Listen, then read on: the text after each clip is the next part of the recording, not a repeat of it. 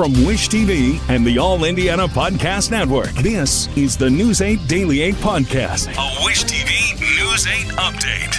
Hi, this is Hannah Mordeau, and this is your News 8 Daily for Thursday, December 18th. The big snow melt is underway. We are definitely in different temperatures. High today is going to be around 52 degrees. Cloudy this morning. Do expect some rain and showers this afternoon. Gusty winds, too. It's likely that none of that snow is going to be around by the end of today. What can 160 years of experience teach you about the future? When it comes to protecting what matters, Pacific Life provides life insurance, retirement income, and employee benefits for people and businesses building a more confident tomorrow. Strategies rooted in strength and backed by experience. Ask a financial professional how Pacific Life can help you today. Pacific Life Insurance Company, Omaha, Nebraska, and in New York. Pacific Life and Annuity, Phoenix, Arizona. The wait is over.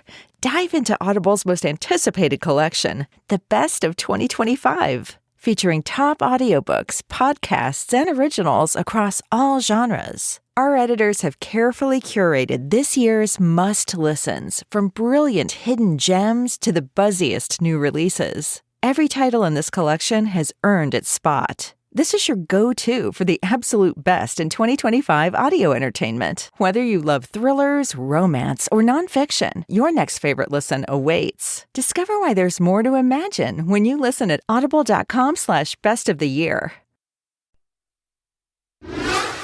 President Trump is shifting blame for economic challenges away from his administration and addressing health care. He spoke to the country in a primetime speech from the White House last night. Amy Kiley reports. We have brought more positive change to Washington than any administration in American history. President Donald Trump addressed the nation last night and touted what he considers his accomplishments this year. Instead of, I feel your pain, I understand that things hurt, but here's what I'm doing to try to make it better, give me some time. This message was, I'm awesome, don't you see how awesome I am? He repeatedly blamed his predecessor and Democrats for the country's woes, despite Republicans controlling the government. It is not the Republicans' fault, it's the Democrats' fault. Trump announced holiday bonuses for members of the military.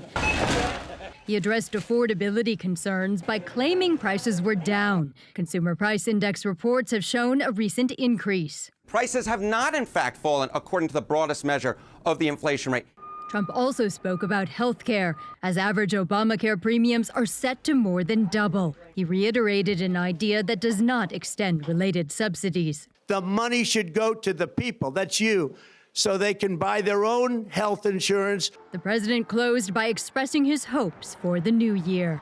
When the world looks at us next year, let them see a nation that is loyal to its citizens, faithful to its workers, confident to its identity, certain to its destiny, and the envy of the entire globe. I'm Amy Kiley reporting. Congress could vote as soon as January on a 3-year extension of subsidies that lower health insurance premiums for millions of Americans. It comes after 4 Republicans defied House Speaker Mike Johnson and signed a discharge petition from Democrats to force the vote.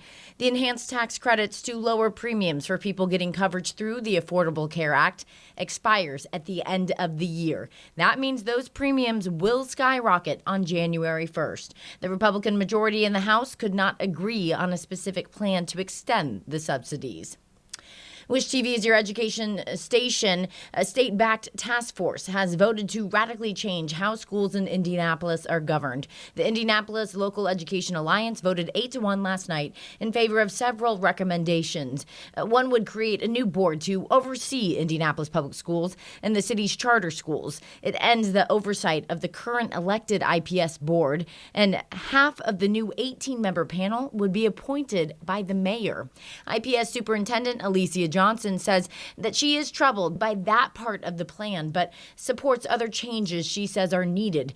We also heard from the IPS parent and teacher on the alliance who voted no. Only 21% of students across all Marion County schools, public, charter, innovation, and private, demonstrated proficiency in both ELA and math. 21. We know that test scores are not the whole story, but that part of the story shows that immense work needs to be done. Really, my no vote came down to, with this really short timeline that we were given to produce these recommendations, we were not able to get to a level of detail that I really felt comfortable passing on to the legislature with my name on it. Now the recommendations will go to state lawmakers for approval. Police in Indianapolis are touting success in effort to reduce gun violence in the city. Well, department leaders are pleased. They say there is still work to be done. News 8's Gina Glaros digs into the numbers.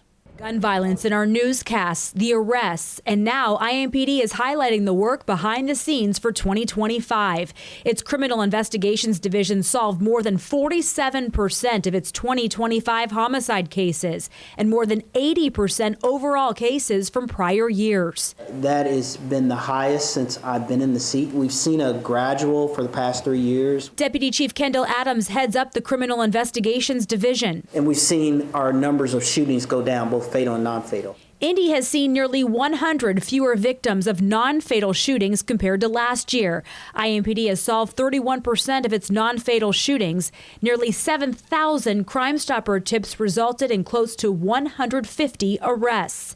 Chief Deputy Adams says the numbers are encouraging. We're not planting a flag. There's no victory lap here. There are still far too many people shot and either injured or killed in our community. And we'll continue to go into 2026 focused on those things that we think are working. He says one of the things working is the homicide unit is appropriately staffed despite staffing challenges. It's the one unit where we have an FBI national standard that a detective should have no more than 4 to 6 cases, an active homicide detective. He says IMPD has stayed within that number. Challenges continue to be gun violence and people learning how to deal with conflict. So there are far too many guns in our community in the hands of people that should not have them. We continue to struggle with people's ability to relate.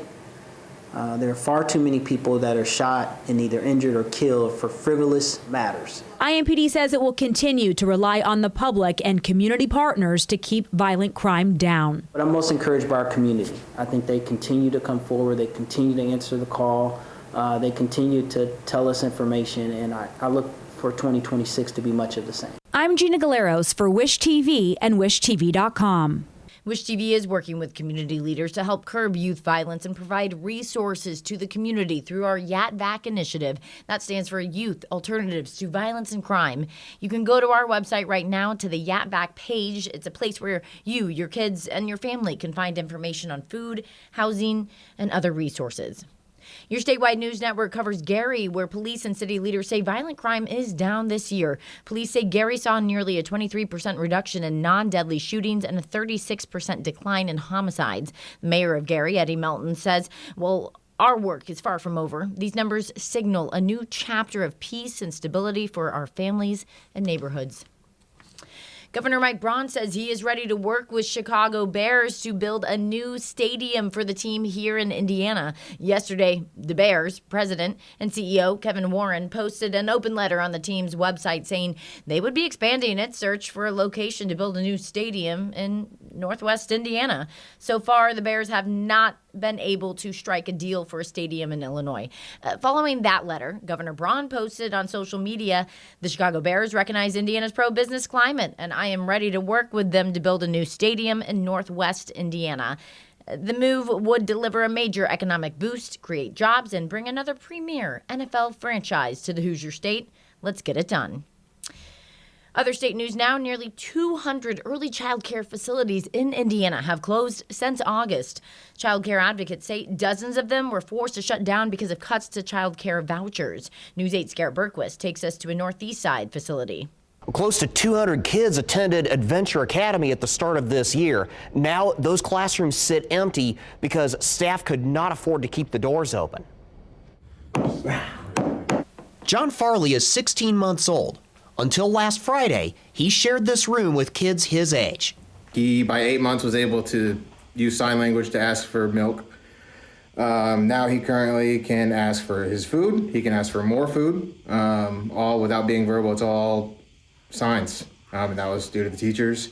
Beginning in October, the Family and Social Services Administration cut the rate at which it reimburses child care providers for families who use child care vouchers. That's because COVID-era relief funding ran out. Officials have previously told News 8 their only choices were to cut the program or eliminate it entirely. FSSA officials also implemented a wait list for vouchers.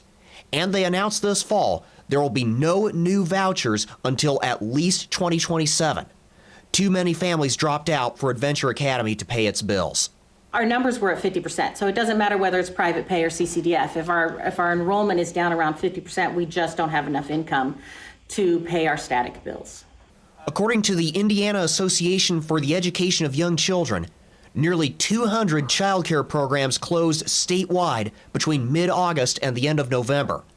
At least 57 of them explicitly cited cuts to the voucher program.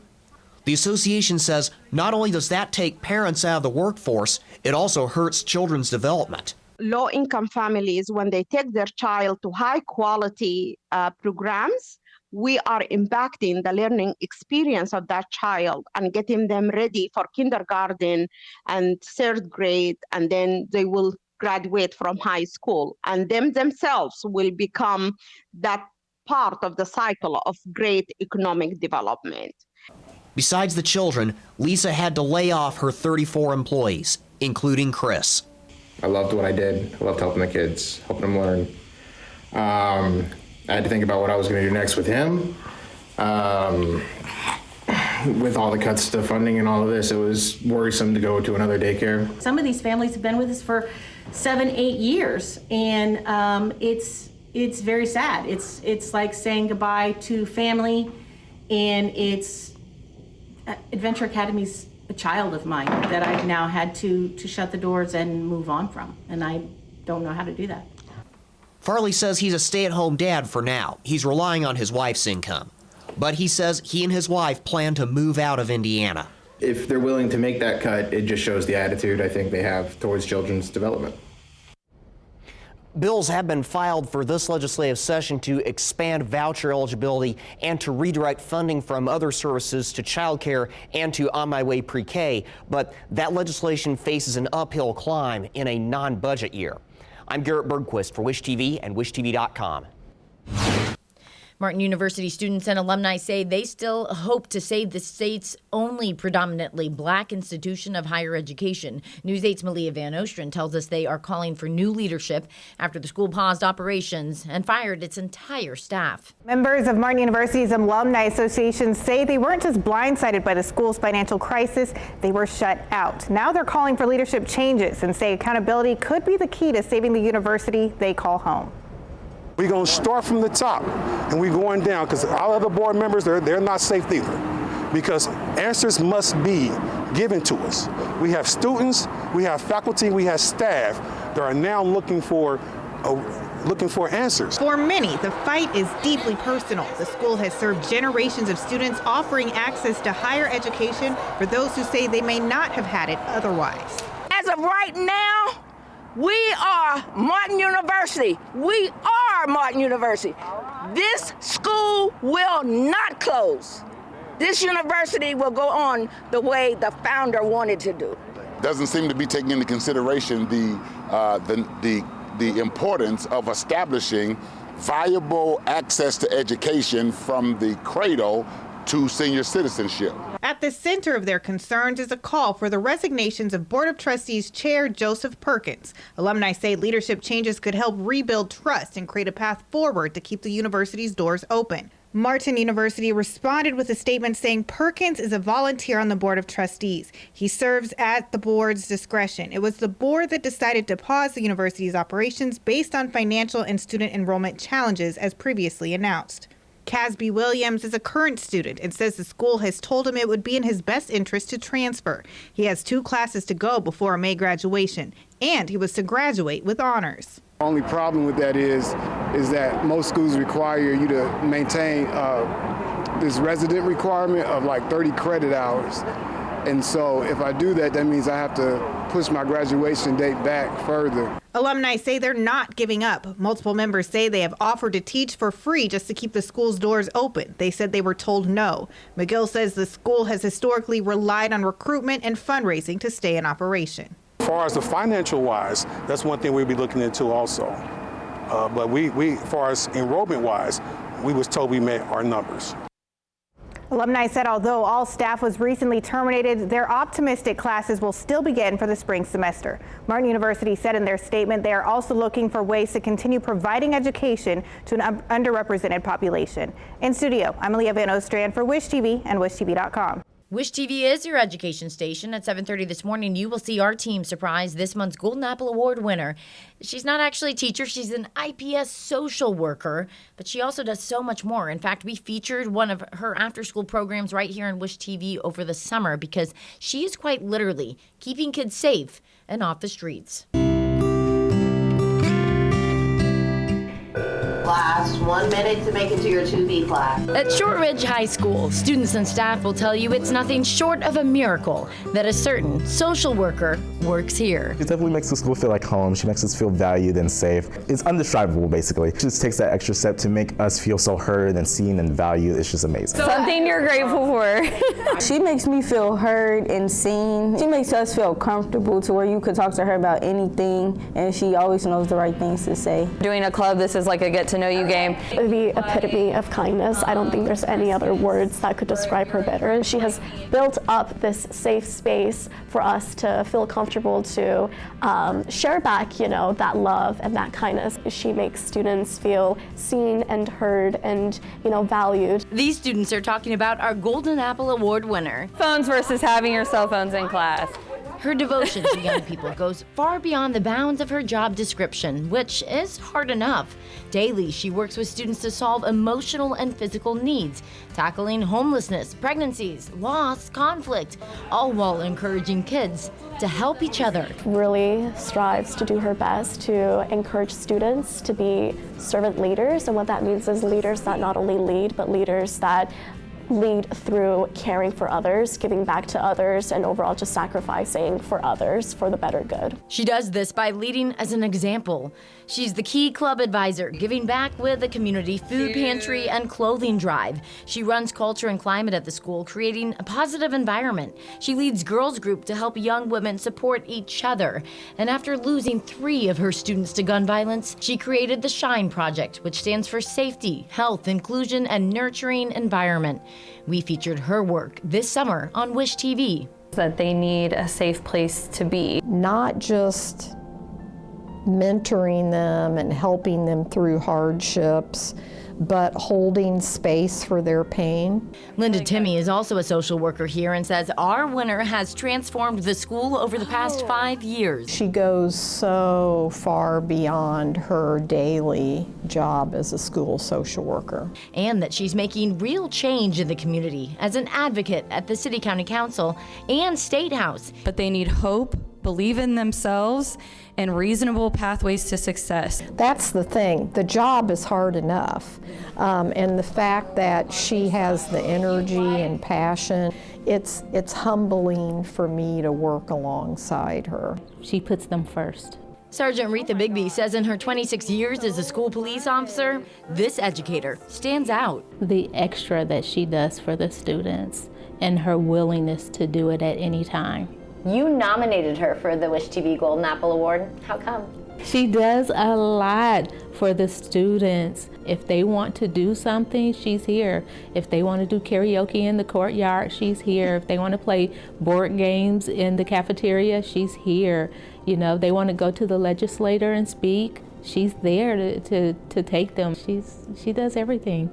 And an educator who does everything for everyone else deserves the Wish TV Golden Apple Award. When you heard that she won the Wish TV Golden Apple Award, what'd you think? She's gone that extra mile every time, and I know she definitely deserves it. So along with her students, we went to surprise her. I am Hannah with Wish TV. So you surprise this educator this morning on Wish TV and listen to the Golden Apple Awards podcast for the full story. This has been your News 8 Daily from Wish TV. I'm Hannah Mordeau. Watch us on Wish TV and WishTV.com. This is the News 8 Daily 8 podcast, a Wish TV News 8 update on demand. For even more, on demand and on the go. Connect with Wish TV on Facebook at WishTV.com and on the free Wish TV mobile app. Thank you for listening. And be sure to like, subscribe, and follow this podcast for updates every weekday morning on the All Indiana Podcast Network and wherever you get your podcast.